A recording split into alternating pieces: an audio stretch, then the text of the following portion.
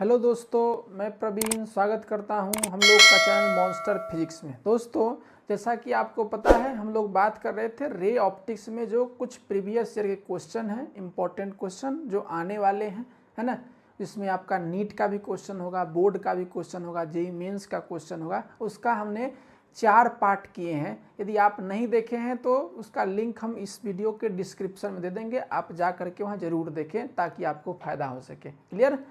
और उसके बाद अगर वीडियो देख करके आइएगा तब यहाँ पर आपको और समझ में आएगा। क्लियर? चलिए, तो सबसे पहले चलते हैं फर्स्ट क्वेश्चन में। आज का क्वेश्चन जो है, आज भी इंपॉर्टेंट क्वेश्चन होगा, तो चलिए शुरू करते हैं। देखिए, कह रहा है कि वेलोसिटी ऑफ लाइट, है ना, velocity of light in vacuum is c. सबको पता है कि लाइट का जो वेलोसिटी होता है वैक्यूम में कितना होता है, सी होता है। और it's value in glass, glass का रिफ्रैक्टिव इंडेक्स दिया है कितना, 3/2 बिल्वी, है ना। तो पूछ रहा है वेलोसिटी ऑफ जो ग्लास है उसमें लाइट का वेलोसिटी क्या होगा। क्लियर? जब रिफ्रैक्टिव इंडेक्स उसका दिया हो तो देखिए, इसका मतलब यह हुआ कि इसे लाइट, ये आपका इंटरफेस हुआ और यहाँ से लाइट आया, है ना। मान लीजिए एयर से आया और फिर कहाँ जा रहा है, ग्लास में जा रहा है, जिसका रिफ्रैक्टिव इंडेक्स दिया हुआ है कितना, म्यू जी का वैल्यू आप लिख सकते हैं 3/2। और ग्लास का रिफ्रैक्टिव इंडेक्स होता है, सॉरी, एयर का रिफ्रैक्टिव इंडेक्स होता है कितना, 1। क्लियर? अब देखिए यहाँ पर इस प्रकार से लाइट क्या होगा, ऐसे मुड़ेगा, यानी लाइट का रिफ्रैक्शन होगा। तो आप पढ़े होंगे कि रिफ्रैक्टिव इंडेक्स जो होता है, देखिए, वह glass with respect to air, या तो आप यहाँ लिख सकते हैं या यहाँ लिख सकते हैं। ठीक है, चलिए, वह कितना होता है तो बोल सकते हैं mu G by mu A बराबर। तो देखिए, कहता क्या है कि जब लाइट का रिफ्रैक्शन होगा तो वेलोसिटी और वेवलेंथ चेंज होता है, बट फ्रीक्वेंसी और फेज चेंज नहीं होता, ये ध्यान में रखेंगे। और क्या होता है, तो यह भी आपको पता है कि म्यू जो होता है वह इन्वर्सली प्रोपोर्शनल टू क्या होता है, वी होता है। अगर म्यू ज़्यादा है तो उसका वेलोसिटी क्या होता है, कम है, और मान लीजिए म्यू कम है तो वेलोसिटी ज़्यादा होता है। उस अनुसार से यहाँ लिखेगा तो आएगा क्या, देखिए, वेलोसिटी के टर्म में तो हो जाएगा वेलोसिटी इन एयर बटा में वेलोसिटी इन ग्लास। अगर मान लीजिए लेमडा के लिखना हो तो लिखेंगे लेमडा ए बटा में लेमडा जी, यानी जो वेलोसिटी का ट्रेंड होगा वही लेमडा का ट्रेंड होता है, और दोनों जब लाइट का रिफ्रैक्शन होगा तो चेंज होता है। ये आपको ध्यान में रखना है। क्लियर? अब हमें जो चाहिए उसका यूज कीजिए। देखिए, यहाँ से क्या होगा, म्यू जी बटा म्यू ए। क्लियर? और वेलोसिटी इन एयर कितना दिया हुआ है, पहले ये फार्मूला लिख दीजिए यहाँ से, जी। अब देखिए, इसका यूज कीजिए, तो म्यू जी कितना दिया हुआ है, तो 3/2। क्लियर? अब देखिए, एयर कितना होता है, 1 होता है, बराबर वेलोसिटी इन एयर क्या दिया हुआ है, तो सी दिया हुआ है। पूछ रहा है हमसे कि वेलोसिटी इन ग्लास कितना होगा, तो निकाल दीजिए। मान लीजिए वेलोसिटी इन ग्लास ऐसे लिख देते हैं, यहाँ से 1 दीजिएगा, 3/2 ही होगा। तो देखिए जरा सा क्या होगा, वी जी, है ना, तो वी जी इधर जाएगा, 2 इधर, तो कितना होगा, 2c/3। क्लियर? तो इस तरह से हमें यह आया कि जब लाइट ग्लास में चलेगा तो उसका वेलोसिटी कितना होगा, 2c/3। तो ऑप्शन देखिए कौन सा है, तो ऑप्शन नंबर आपका बी हो जाएगा। ऑप्शन नंबर क्या हो जाएगा, बी हो जाएगा। क्लियर? तो इस तरीक़ा से आप क्या कर सकते हैं, आसानी से इसको सोल्व कर सकते हैं। क्लियर? अब आगे बढ़िए। देखिए, अब इस आगे बढ़ने से पहले जरा सा हम इसको इरेज कर लें, पर उसको पढ़ करके पॉज करिए और कोशिश कीजिए उसको सोल्व कर सकें। चलिए देखिए, अब दूसरा क्वेश्चन में चलिए देखिए, आपका क्वेश्चन नंबर 2 में कहता है μ12 इज इक्वल टू, तो आपको जस्ट अभी लिखे ही क्या, अभी यही लिखे कि रिफ्रैक्टिव इंडेक्स जो होता है ना, किसी भी मीडियम का, μ2 विथ रेस्पेक्ट टू 1, है ना। इस चीज़ को आप इस तरीक़ा से लिख सकते हैं, μ2 ऐसे लिख सकते हैं, जैसे मैं वैसे लिख सकते हैं। ठीक है, चलिए, अब इसका फार्मूला क्या होगा, तो आपको पता है कि μ21, इसका मतलब refractive index of second medium with respect to first medium, जिससे तुलना क्या है उसको नीचे रखना। तो देखिए, और ऐसा कोई ऑप्शन है तो देखिए क्या है, तो μ2/μ1, μ1/μ2, ये तो होगा नहीं, ये तो नहीं होगा, ये भी नहीं होगा, ये भी नहीं होगा। इसका मतलब स्पष्ट है क्या होगा, तो क्वेश्चन 2 का क्या हो जाएगा, ये हो जाएगा। क्लियर? तो इस तरीक़ा से आप क्या कर सकते हैं, आसानी से सोल्व कर सकते हैं। चलिए, अब आगे वाला क्वेश्चन में चलते हैं। चलिए देखिए, अब क्वेश्चन नंबर 3 में चलते हैं। कह रहा है कि the refractive index of glass is 1.5 ampere for light wave of lambda 600 angstrom in vacuum, it's wavelength in glass is इतना इतना। तो देखिए इसको कैसे बनाएंगे, देखिए आपको जस्ट पता है क्या, यही कि लाइट जब एक माध्यम से दूसरे माध्यम जाता है, यानी वन मीडियम से दूसरे मीडियम में जाता है, तो आपको पता है जैसे मान लीजिए कि 1 से 2 में गया तो बोलते हैं refractive index of second medium with respect to first medium, तो μ2/μ1 है ना। तो इस हिसाब से आपको पता है क्या लिखते हैं यहाँ पर v1/v2 लिखते हैं, क्लियर। और लेमडा का भी वही ट्रेंड रहता है क्या, λ1/λ2, इस तरीक़ा से आपको लिखना होता है, ठीक है। तो कह रहा है the refractive index of glass is 1 इतना फॉर लाइट वेव, तो कहाँ से गया है, इन वैक्यूम की बात कर रहा है, यानी मान लीजिए एयर हो या वैक्यूम हो।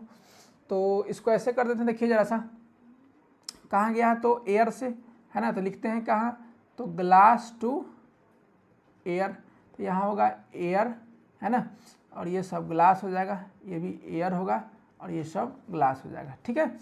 तो यहाँ से लिखते हैं, देखिए μg यानी रिफ्रैक्टिव इंडेक्स ऑफ ग्लास कितना दिया हुआ है, तो वह है 1.5 दिया हुआ है, तो लिखेंगे यहाँ पर 1.5। एयर का कितना होता है, तो एयर का नहीं दिया हुआ है, लेकिन हम लोग जानते हैं क्या होता है, 1 होता है, ठीक है। उसके बाद हमें लेमडा में जिक्र करना है, तो लेमडा ऑफ एयर कितना दिया हुआ है, देखिए 6000 एंगस्ट्रॉम, 6000 एंगस्ट्रॉम। फिर लेमडा जी निकालना है, तो आसानी से अब निकाल दीजिएगा, क्या होगा, यहाँ से देखिएगा लेमडा जी बराबर क्या होगा, इधर जाएगा तो हो जाएगा 6000 बटा में 1.5 है ना, इसको ऊपर ले जाइए, ये हटा दीजिए, तो ये कितना हो जाएगा, तो 15 चौका 60 यानी 4000, तो आया कितना हमारा 4000 एंगस्ट्रॉम, क्लियर। तो आप इस तरीक़ा से क्या कर सकते हैं, आसानी से निकाल सकते हैं। बस आपको यही फॉर्मूला याद रखना है कि जब लाइट, देखिए कि जब लाइट क्या हो, एक माध्यम से दूसरे माध्यम यानी वन मीडियम से दूसरे में, जैसे मान लीजिए आपका रिफ्रैक्टिंग इंडेक्स ऑफ एयर है और ये ग्लास है, तो ग्लास एयर से जब ग्लास में जाता है ना, तो उसका वेलोसिटी भी चेंज होता है और लेमडा भी चेंज होता है, बट फ्रीक्वेंसी याद रखना है और फेज चेंज नहीं होता है। इस वजह से आप आसानी से फार्मूला निकाल लीजिएगा, क्लियर। और इस तरह से हमने यह पाया कि ग्लास में कितना वेवलेंथ होता है, तो कितना होगा 4000 एंगस्ट्रॉम, कितना होगा 4000 एंगस्ट्रॉम, क्लियर। तो ऑप्शन नंबर कौन सा टिक कर दिया जाए, तो देखिए ऑप्शन नंबर डी को लॉक कर दिया जाए। चलिए ठीक है, अब आगे बढ़ा जाए, आगे बढ़िए क्वेश्चन नंबर 4 में। क्वेश्चन नंबर 4 कहता है कि optical path is equal to, ऐसे हम ऑप्टिकल पाथ का एक शॉर्ट वीडियो भी डाले हैं, आप उसे आसानी से वहां जाकर के देख सकते हैं। चलिए यहाँ भी उसका चर्चा कर लिया जाए। तो देखिए ऑप्टिकल पाथ की चर्चा करें तो ऑप्टिकल पाथ का मतलब कहता है कि लाइट जितना वैक्यूम में चलता है, डिस्टेंस कवर करता है, उतना ही टाइम में वह मीडियम में भी लाइट क्या होता है, डिस्टेंस को कवर करता है। जैसे देख लीजिए, जैसे मान लिया जाए ऐसे हैं और लाइट एक माध्यम से दूसरे माध्यम यानी वन मीडियम से दूसरे मीडियम में इंटर करता है, तो निश्चित तौर पर रिफ्रैक्शन होता है। तो यहाँ से देख लीजिए है ना, ये इंसिडेंट रे, मान लीजिए ये इंसिडेंट रे आपका क्या है, ए है, और ये कौन सा हो जाएगा, ओ हो जाएगा, और ये कौन सा हो जाएगा, बी हो जाएगा, क्लियर। मान लीजिए यह मीडियम M1 है और यह मीडियम M2 है, निश्चित तौर पर दोनों का माध्यम मीडियम अलग अलग है, तो उसका रिफ्रैक्टिव इंडेक्स भी अलग अलग होगा। इसका मान लीजिए कि μ2 हो जाएगा, ऊपर वाला का μ1 हो जाएगा। अब देखिए यहाँ पर एक टर्म है ऑप्टिकल पाथ। देखिए ऑप्टिकल पाथ का मतलब होता है यह थोड़ा सा पाथ से डिफरेंट होता है। जैसे देखिए आपका क्या, मान लीजिए OA की बात करें या AO की बात करें, ये ऑप्टिकल पाथ कहलाएगा। लेकिन ये ऑप्टिकल पर जैसे मान लीजिए इसका दूरी भी तो होगा, ऐसे डिस्टेंस मेजर करेंगे तो इसका मान लीजिए डिस्टेंस कितना d रखेंगे तो ये वाला कितना होगा, d' होगा।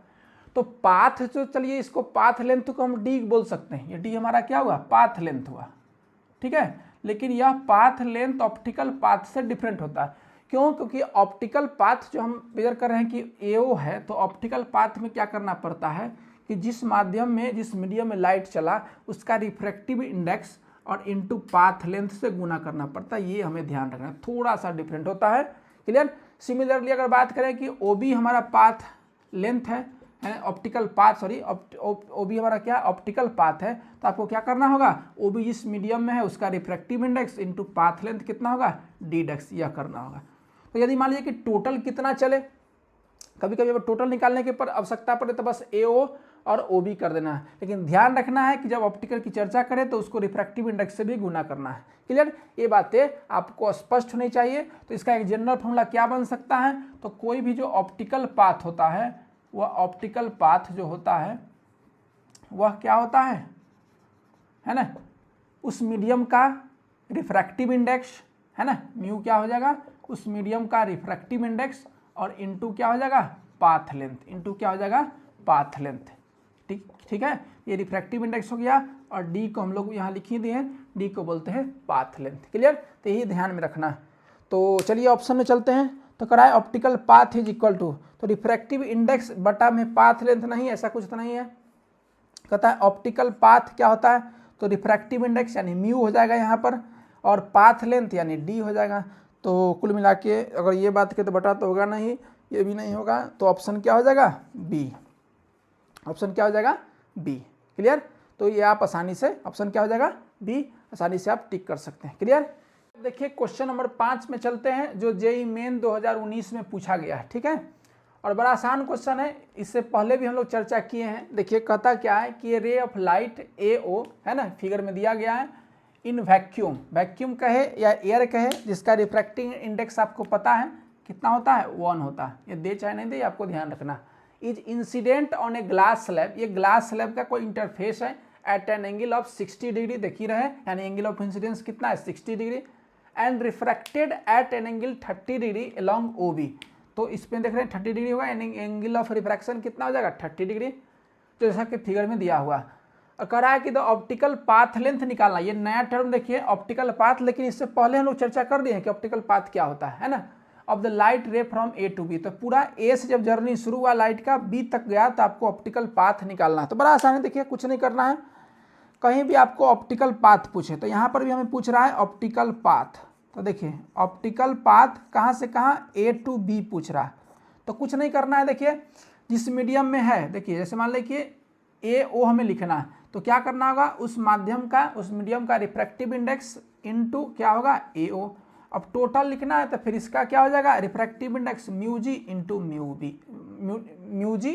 OB। क्लियर, अब इस तरीका से लिख देना है, सबका वैल्यू आपको निकाल लेना है। इसका वैल्यू तो चलिए मान ले मालूम है, तो AO निकालना है, म्यू जी निकालना है और OB निकालना है। क्लियर, तो जरा सा ध्यान दीजिए अब इसको कैसे सोल्व किया जाए, हालांकि पॉज करके जरूर सोल्व करने की कोशिश कीजिएगा।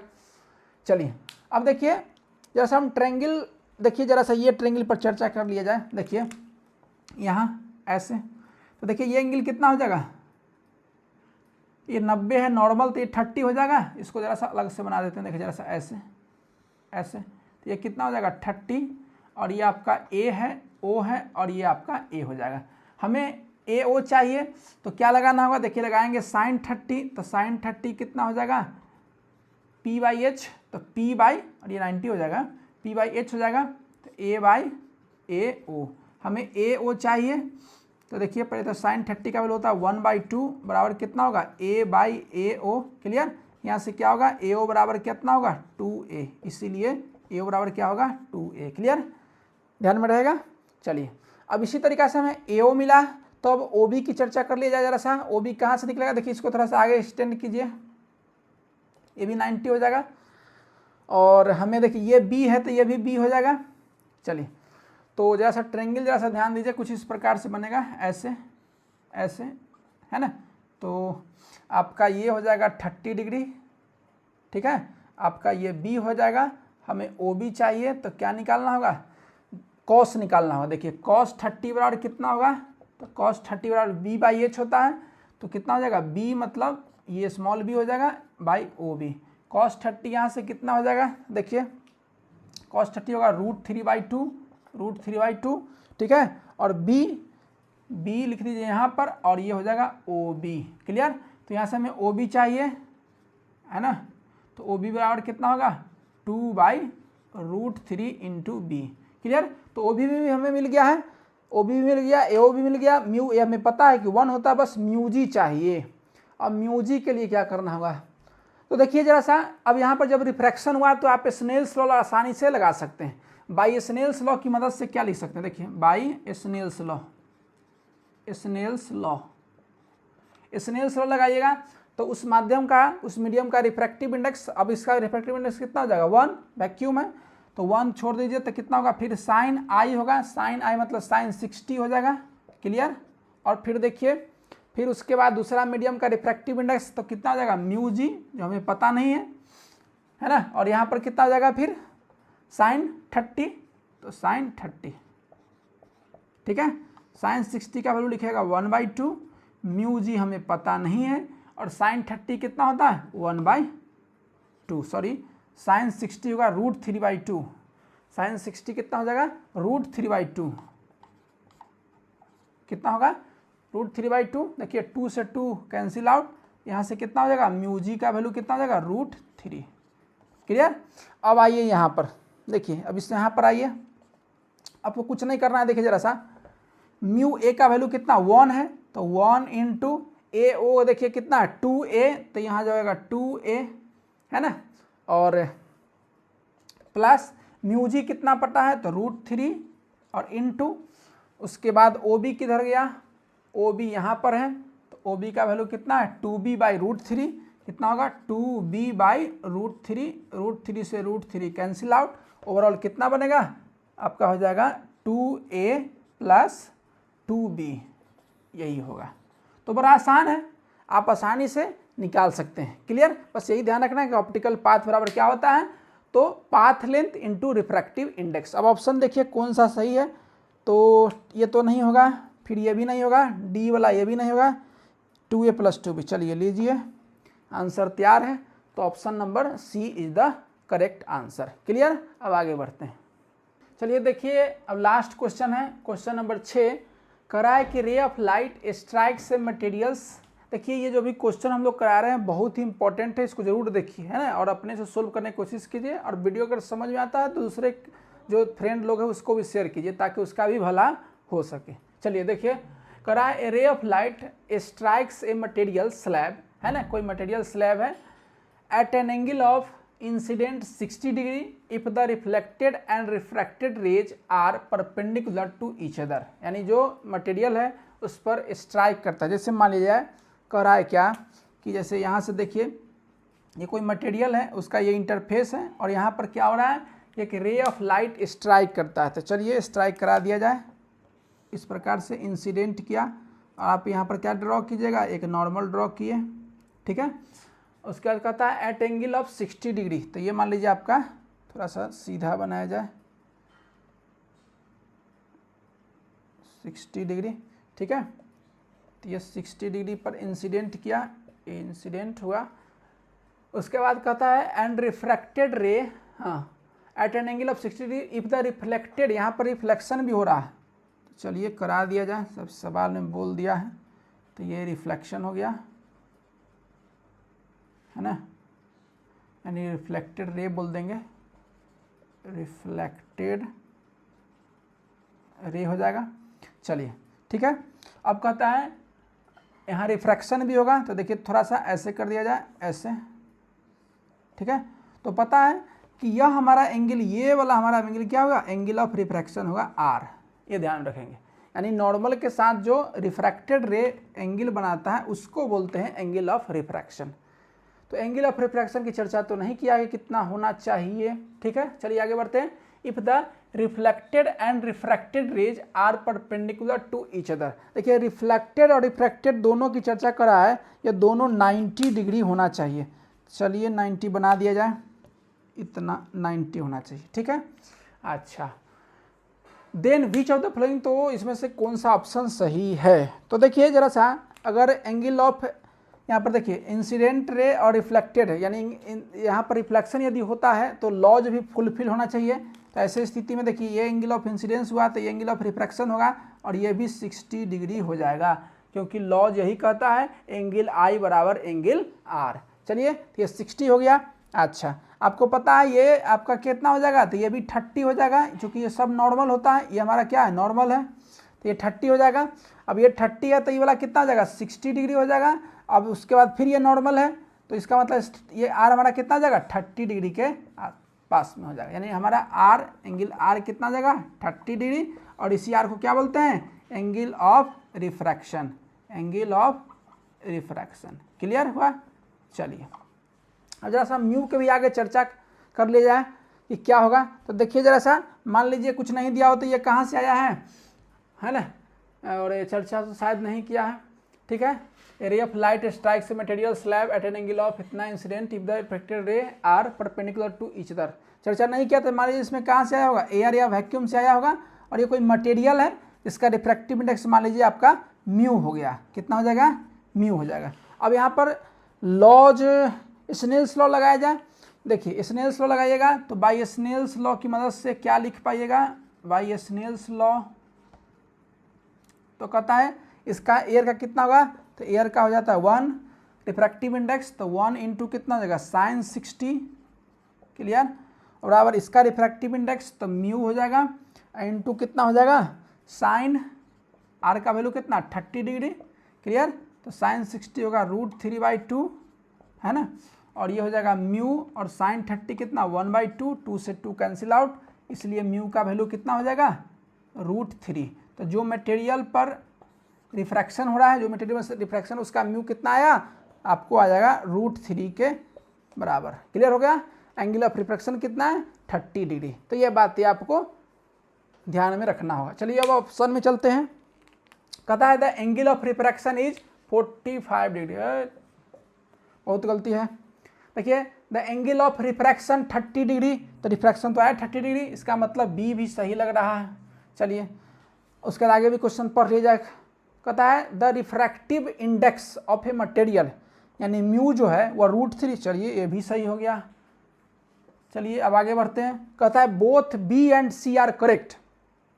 कहता है बी और सी करेक्ट है, बिल्कुल सही है। इसका मतलब हमारा ऑप्शन कौन सा सही हो जाएगा, option number D for dog. Clear, समझ आया। तो चलिए, तो इस तरह से हमने देखा कि बहुत इंपॉर्टेंट क्वेश्चन किए जो आपके बोर्ड के पर्पज से भी इंपॉर्टेंट है। तीसरे जरा सा इसको अच्छे ढंग से पढ़िए, है ना। वीडियो को यदि आपको सहूलियत हुआ हो देखने में, है ना, आपको मतलब कि आपका फ़ायदा पहुंचाया हो तो जरूर इसको शेयर कीजिए, लाइक कीजिए और सब्सक्राइब जरूर करिए, ताकि हम लोग को इससे मतलब सहानुभूति मिल सके, हम इसमें आगे बढ़ सकें। ठीक है, चलिए, थैंक यू।